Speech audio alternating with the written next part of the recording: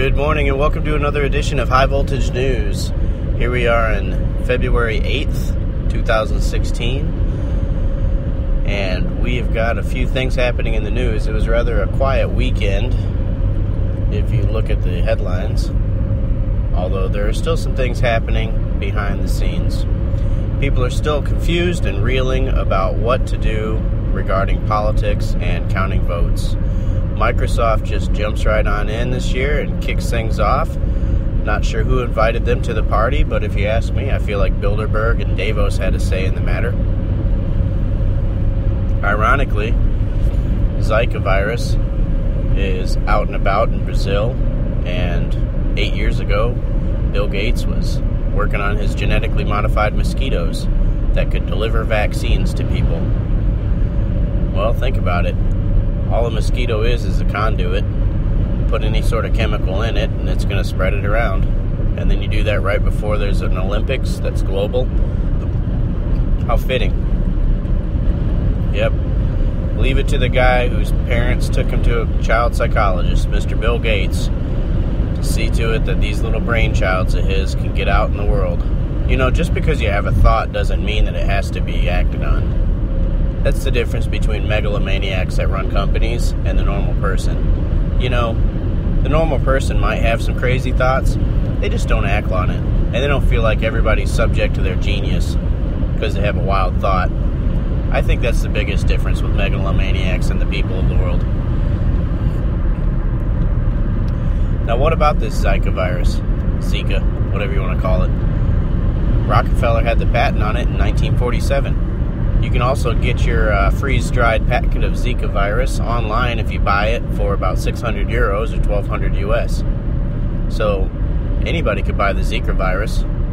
I'm not sure what kind of a vetting process there is, but it is for sale. How does that make you feel?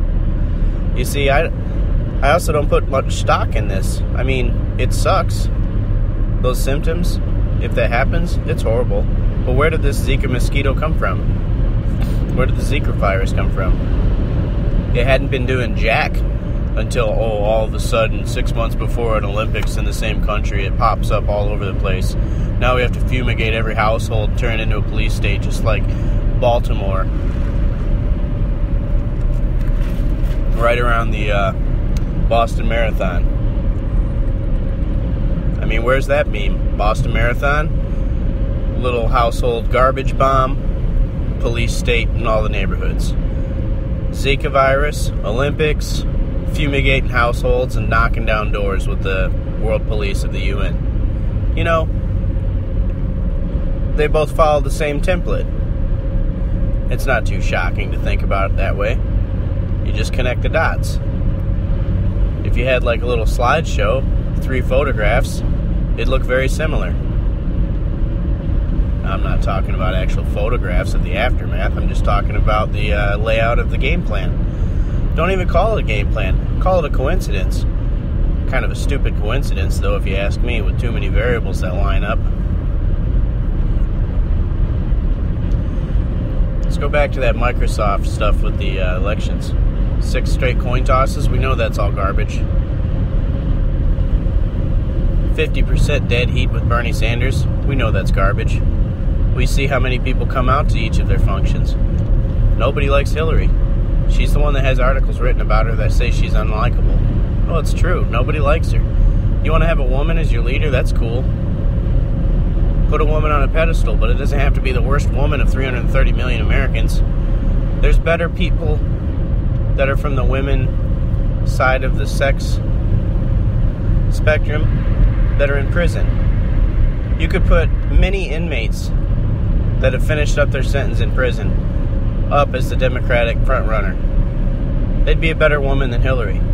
The only difference between them and Hillary is nobody ever put Hillary behind bars. She's been a useful thug for the dark side. I don't know how else to label her. She's productive as all get out. She may as well be a hitman or a mercenary. So depending on which side of the force you're on, she might be useful. That's why she's not in jail. She's protected. But everybody knows that. It's nothing new. Now, one thing about Hillary is that it's so late in the process. I mean, I say it's late. I mean, you still got 8-9 months till November, but in a campaign process, it's kind of late. They start this stuff 2 years before an election, as we've seen. We're already halfway through the election cycle. They can't put someone else in. It's so late. They need to save face. They need to make a horse race out of nothing. Add 10 more debates. Well, they're just milking the clock. They're milking time. There's a lot of time left right now, and people have a pretty good idea already. Like, Bernie Sanders is going to steal your wallet, and Hillary Clinton's just going to suck and should be in jail on those charges with Benghazi and everything else in the emails. So they're screwed. The Dems are screwed. You know, they could put someone up. They tried to put O'Malley up, but they squashed him. I mean, the way they squashed O'Malley was very indicative that they really just want Hillary in. And who wants Hillary in? You know, the people that control her, basically bought her. She'll do whatever they want if she's in office. I mean, that is such an old thing as well. People have been buying the politicians for hundreds of years, if not thousands, in other forms of government, election or not. But it's quite documented, even back during the Steel Age, and Carnegie and Rockefeller and everything. You know, Chase, Morgan, all those people were buying politicians. We know that. Can't vote for Ted Cruz if you want a candidate that hasn't been bought by bankers too. It's just the way it is. I'm sorry, but you're not representing America. You're not representing the people. You're representing a bank. That's why we have the income tax and the Federal Reserve. All they had to do was buy Colonel House and the Congress, have their little meeting at Jekyll Island with 6 to 8 nefarious bankers, create a draft for a law to get passed in Congress, give it to Colonel House, have him pass it on Christmas. Nobody's around. Basically, it was a bill passed by nobody around.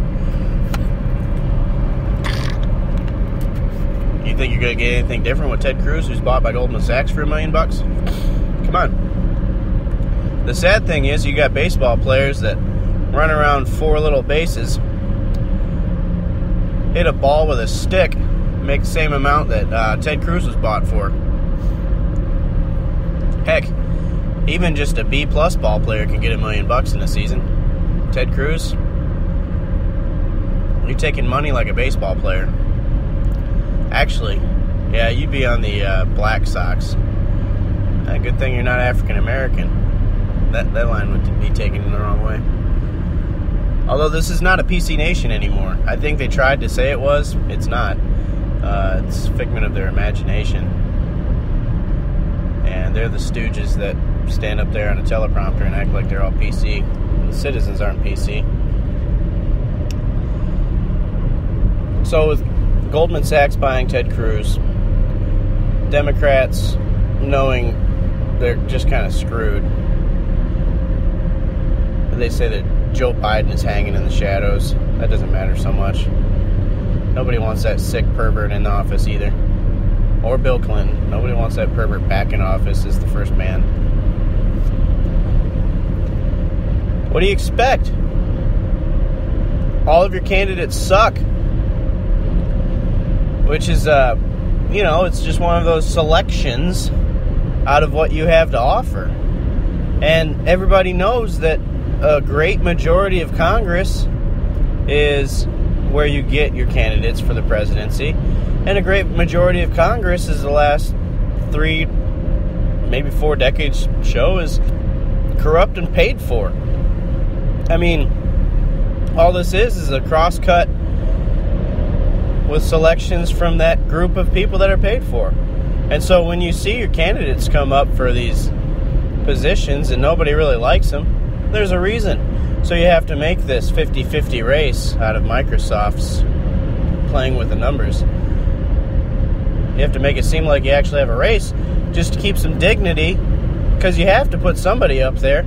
And we see what's happening on the Republican side of the aisle, too, with Marco Rubio being placed up there before he's ready. He's not presidential material. He's not even ready. In fact, he wasn't even considering it I mean, so if the spirit of the man is not such that he's wanting the office, then the desire is not going to be there. And for him to get on stage, it's just like throwing a fish out in the water before it can learn how to swim. You know, he has no fins, he has no wings on him, no gills, and you just throw him out there in the water. That's the situation we see with Marco Robo. That cracked me up when I saw that this morning. He's like the little Republican robobot for the establishment. And when we say establishment, it's Democrat or Republican. It's basically just the business as usual politician that's up there that we hate. That stock, stiff, we just don't care for. And we're accurate not to care for that individual. They're sold out. They're against us. They're our enemy in a suit. That's all establishment is. Enemy in a suit. Take the E and the S and put a couple little periods next to it. Just pull that out of the word establishment. ES, enemy in a suit. That's just the way it is. But they waged war on us. It wasn't us waging war on them. Their stupid policies and the laws they pass and the money-sucking, leeching, socialist, world, communist, foreign aid deals that they make are the war that they've waged on us. So when I say enemy in a suit, it's not because we waged war on them for no reason. It's because they waged war on us first by stealing our money. And it affects everything. You say, oh, well, it didn't pay your fair share, blah, blah, blah. Your life sucks because you have to work so much more because they're taking money away from you. How can you not see that? That's what I say to the people that just enjoy giving their money away.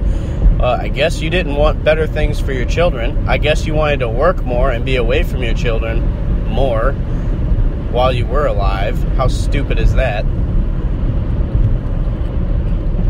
And so getting through to these people sometimes just takes that blunt rhetoric.